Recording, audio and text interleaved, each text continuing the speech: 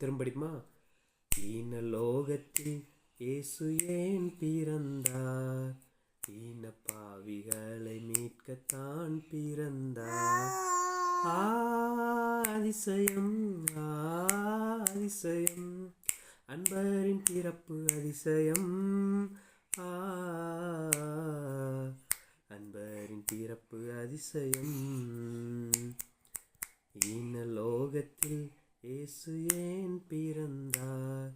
ஈன பாவிகளை மீட்கத்தான் பிறந்தார். மகிமையே மகிமையே, மனுக்குலம் மீட்ட மகிமையே.